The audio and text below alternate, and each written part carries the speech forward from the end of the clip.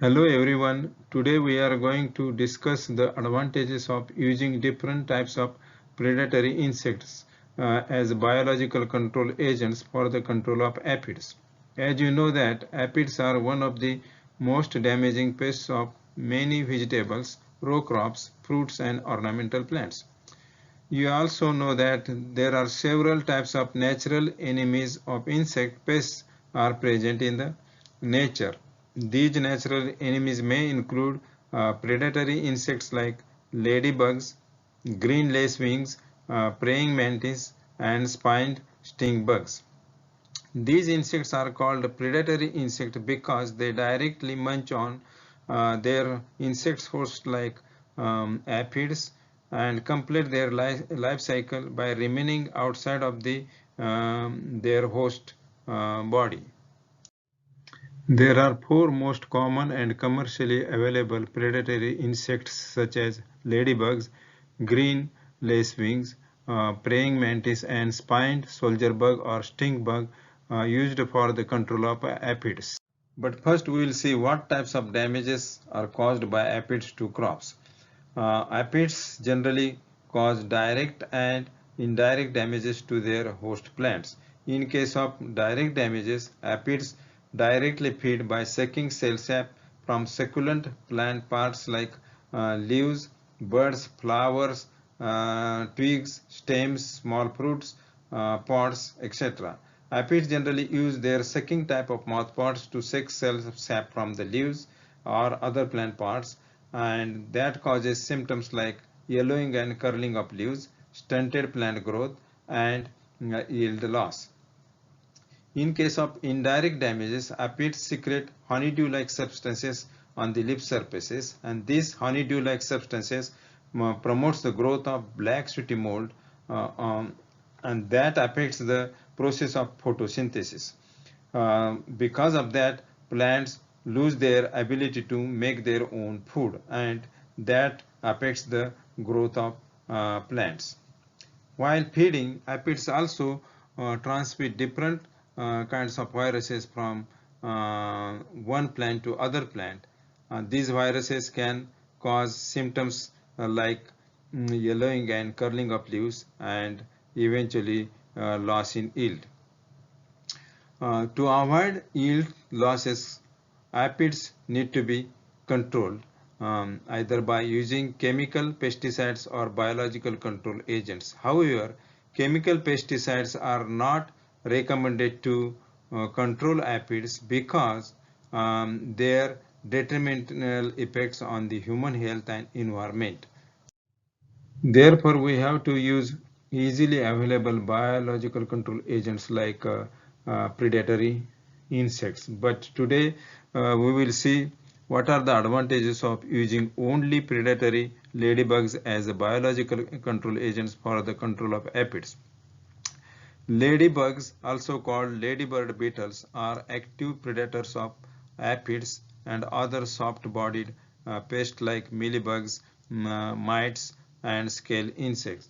There are over 5,000 species of lady bugs are reported from throughout the world, but dominant species in North America is called convergent lady beetle or ladybugs, and its scientific name is Hippodamia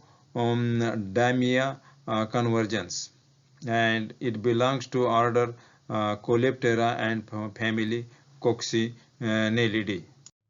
So how to identify convergent ladybugs that are present in the nature and in our garden?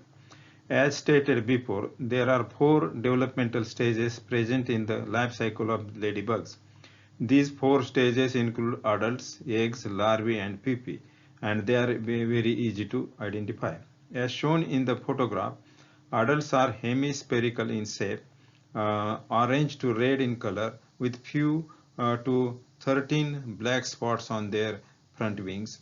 Adults have small and black colored head with club-shaped antenna. They have chewing types of mouthparts, and their thorax is black colored with two separate white margins. These beetles are also called convergent ladybugs because two separate white margins on their thorax are convergent to each other. Ladybugs' eggs are about 1 millimeter long, oblong in shape, and yellow in color. Larvae of ladybugs looks like small alligators, reddish to dark brown in color, with a few yellow stripes on the body. Larvae have also chewing types of mouthparts. Pupae of ladybugs are about 5 millimeter long, orange to black in color, with a few black spots on their body. Now I will talk about the life cycle or biology of ladybugs. Life cycle of ladybugs is very simple, and it begins when their mated females lay eggs in bunches of 10 to 50 underside of the leaves. Females lay eggs underside of the leaves to protect them from both biotic and abiotic factors. Eggs hatch into small larvae within a 2 to 10 days depending on the temperature. Hatched larvae then immediately start feeding on aphids and develop through 4 instars or stages and become mature within a month. Mature larvae then get attached to any substrate in the garden or in the field, but mostly underside of the leaves of the host plants. Attached larvae then turn into pupae.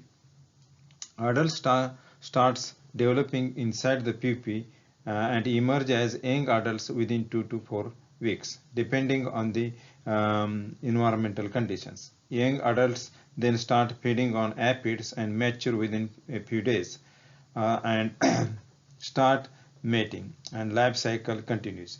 Ladybugs generally complete several generations in a year. Now we will see how predatory ladybugs can control populations of aphids or reduce their populations below the economic threshold level.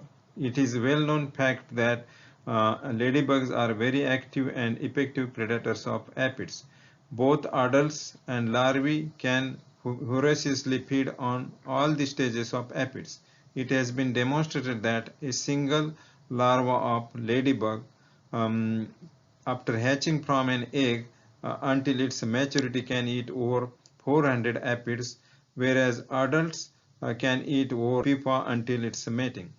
Thus, overall, a single ladybug can eat over 5,000 aphids during its lifespan.